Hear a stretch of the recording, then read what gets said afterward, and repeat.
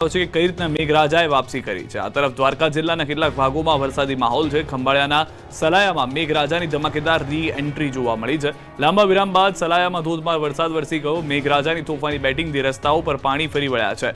લાંબા વિરામ બાદ તળાયા પંથકમાં વરસાદથી ખેડૂતોમાં પણ ખુશીનો માહોલ જોવા મળી રહ્યો છે। મગફળી, કપાસ સહિતના પાકને પિયતની જરૂર હતી, તે સમયે જ વરસાદ થતા પાકને નવજીવન મળ્યું છે।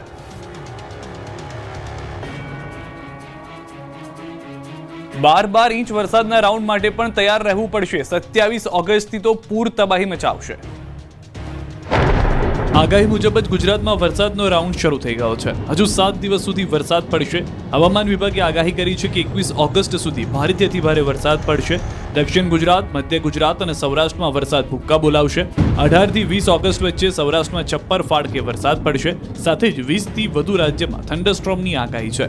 18 ઓગસ્ટના સમગ્ર ગુજરાતમાં ભારેથી અતિ ભારે વરસાદ પડી શકે। 21 अगस्त तक heavy to very heavy rainfall का वार्निंग है, ऑरेंज वार्निंग के साथ। और हमारा जो 18 अगस्त है इसमें heavy to very heavy with extremely heavy rainfall orange warning के साथ दिया गया है। जो हेवी रेनफॉल का वार्निंग है इक्का दुक्का स्थानों में दिया गया है। બીજી તરફ અંબાલાલ પટેલે 1-2 ઇંચ નહીં પરંતુ 12 ઇંચ વરસાદ પડે તેવી આગાહી કરી છે। અંબાલાલ પટેલના મતે 16 ઓગસ્ટથી રાજ્યમાં સાર્વત્રિક વરસાદ પડશે। 27 ઓગસ્ટ સુધીમાં દક્ષિણ સૌરાષ્ટ્રના ભાગોમાં સાંભેલાધાર વરસાદ પડશે। 12 ઇંચથી પણ વધુ વરસાદ ખાબકી શકે। કચ્છ, દ્વારકા, પોરબંદરના ભાગોમાં ભારેથી ભારે વરસાદ પડી શકે। ઉત્તર ગુજરાતના ભાગોમાં પણ જળબંબાકાર સર્જાશે। તારીખ 16 થી 20માં રાજ્યના ઘણા ભાગમાં સાર્વત્રિક વરસાદ થવાની શક્યતા રહેશે અને ત્યારબાદ જોવા જઈએ તો તારીખ 27 સુધીમાં લગભગ દક્ષિણ સૌરાષ્ટ્રના ભાગોમાં ભારેથી અતિ ભારે વરસાદ થવાની શક્યતા રહેશે। કેટલાક ભાગમાં અનરાધાર વરસાદ થવાની શક્યતા રહેશે।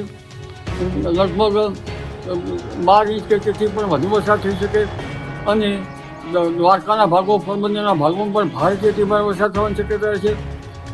વડોદરામાં 2 જૂથ પોલીસની હાજરીમાં જ બાખડી પડ્યા તો કડીનું નવાપુરા ગામ આખું બાખડ્યું। વડોદરા શહેરમાં લુખ્ખાઓ એટલી હદે બેફામ બની ગયા છે કે હવે પોલીસની હાજરીમાં જ ધીંગાણું કરતા ડરતા નથી, જેનો આ જીવતો જાગતો પુરાવો છે। શહેરના તરસાલી ચોકડી પાસે 2 જૂથ સામસામે આવી ગયા। સામાન્ય અકસ્માત બાબતે જાહેરમાં લાકડીઓ અને દંડાવાળી કરી હતી। એકબીજા પર લાકડીઓનો વરસાદ કરી રહ્યા હતા, જેને લઈ નાસભાગ મચી ગઈ। બબાલ એટલી ઉગ્ર બની ગઈ કે કપુરાઈ ચેકપોસ્ટ બાનમાં લઈ લીધી। માર મારતા મારતા લોકો પોલીસ સ્ટેશન પહોંચી ગયા। પોલીસની હાજરીમાં ધીંગાણું થયું। પોલીસ કર્મીઓને પણ ધક્કામુક્કી કરી ઝપાઝપી કરી, જેથી છેવટે પોલીસે ટોળાને વિખેરવા લાઠીચાર્જ કરવો પડ્યો। પોલીસે તોફાનીઓની અટકાયત કરી।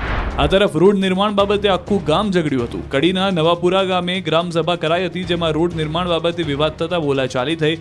વાત એટલી ઉગ્ર બની ગઈ છે કે મામલો મારામારી સુધી પહોંચી ગયો। મહિલાઓની હાજરીમાં જ લોકો મારામારી કરી, જેના કારણે નાસભાગ મચી ગઈ, જેથી પોલીસ બોલાવી પડી। પોલીસ પહોંચતા લોકો શાંત થયા હતા।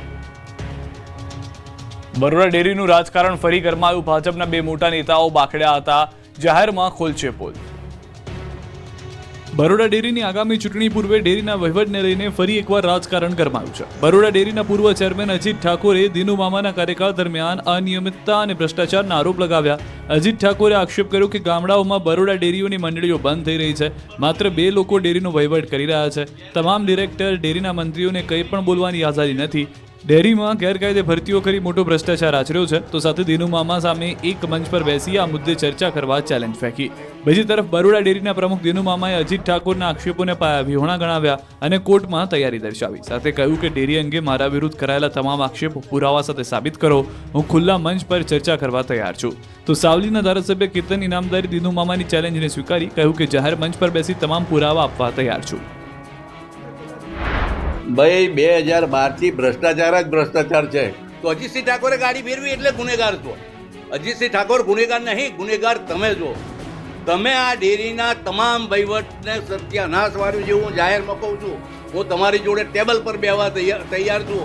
કાં તો એમના આક્ષેપ પુરવાર કરે તો કોર્ટમાં એનો સામનો કરવા પણ તૈયાર રહે।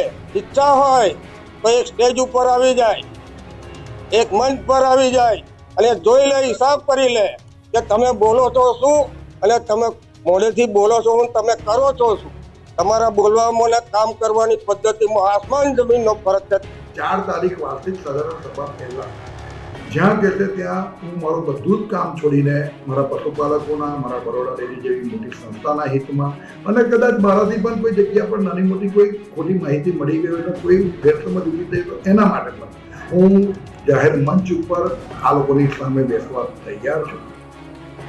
તંત્રે બનાવેલું ડાયવર્ઝન 2 વાર તૂટી જતા પાવી જેતપુરના લોકોએ જાત મહેનતે બનાવ્યું નવું ડાયવર્ઝન. પાવી જેતપુર નજીક ભારજ નદીમાં સ્થાનિકોએ જનતા ડાયવર્ઝન બનાવ્યું. છેલ્લા 2 વર્ષથી નેશનલ હાઈવે નંબર 56 પરનો પુલ તૂટી જતા તંત્રએ 2 વાર નદીના પટમાં ડાયવર્ઝન બનાવ્યું, જેને માટે રૂપિયા 6 કરોડથી વધુનો ખર્ચ થયો. છતાં પણ બંને વખત વરસાદે ડાયવર્ઝન ધોઈ નાખ્યું, જેના કારણે સિહોદ અને મોટી ડુમલી ગામ વચ્ચે માત્ર 1 કિલોમીટરનું અંતર હોવા છતાં લોકોને 40 કિલોમીટરનો ફેરો લગાવવો પડતો હતો. આ અંગે અનેક રજૂઆત કરવા છતાં તંત્રએ કોઈ ધ્યાન ન આપતા અંતે સ્થાનિકોએ જાતે જ નદીના પટમાં શ્રમદાન અને સ્વખર્ચે નવો ડાયવર્ઝન બનાવી લીધો. ઈડરની નદીમાં ખૂંખાર મગર દેખાયો. ઈડરની નદીમાં ખૂંખાર મગર આવી ચડતા લોકોમાં ફફડાટ ફેલાયો. ઈડરના સુપ્રસિદ્ધ સપ્તેશ્વર નદીમાં મગર આવી ચડ્યો. શ્રાવણ માસ હોવાને કારણે મોટી સંખ્યામાં શ્રદ્ધાળુઓ નદીમાં સ્નાન કરે છે, ત્યારે નદીમાં મગર આવી ચડતા લોકો ડરી ગયા. ભયનો માહોલ ઊભો થયો. તુરંત મંદિર ટ્રસ્ટે ફોરેસ્ટ વિભાગને જાણ કરી. ફોરેસ્ટ વિભાગની ટીમે પહોંચીને મગરને પકડી પાડવા માટે તપાસ હાથ ધરી હતી. સાબરકાંઠામાં 9 દબાણો દૂર કરાયા.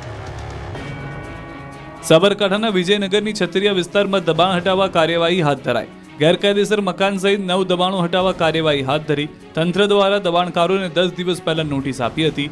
10 દિવસમાં સ્વૈચ્છિક રીતે દબાણ દૂર નહીં થાય તો પંચાયત દ્વારા કાર્યવાહી કરાશે. ત્યારે બુલડોઝર લઈને ટીમ પહોંચી હતી. સરપંચ, તલાટી અને પોલીસ અધિકારીઓની ઉપસ્થિતિમાં કાર્યવાહી હાથ ધરાઈ. કુલ 9 ગેરકાયદે દબાણો દૂર કરાયા. છતરિયા વિસ્તારમાં દબાણ હટાવાયા. આ બાજુ જૂનાગઢના પાતાપુરીની સીમમાં સિંહે ધામા નાખ્યા છે. સિમેન્ટ ઇન્ડસ્ટ્રીઝ પાસે ફરી 3 સિંહ દેખાયા છે. થોડા દિવસ પહેલા સિમેન્ટ ફેક્ટરીના કર્મચારી અને સિંહ વચ્ચે થયો હતો ભેટો. ગેટ પાસે કર્મચારી જતો હતો તો બીજી બાજુ સિંહનું આવવાનું થયું હતું. સિંહને જોઈને કર્મચારી તો ભાગ્યો અને સિંહ પણ સ્થાન છોડી ભાગ્યો. આ વાયરલ વિડીયો હાલમાં જોવા મળી રહ્યો છે. તો ગત મોડી રાત્રે ફરી 3 સિંહની લટાર સીસીટીવીમાં કેદ થઈ. સિંહ સહિતના વન્ય પ્રાણીઓની અવરજવરથી લોકોમાં ભયનો માહોલ છે. અત્યાર સુધી આ વિસ્તારમાં સિંહે કોઈ પણ વ્યક્તિ પર હુમલો નથી કર્યો.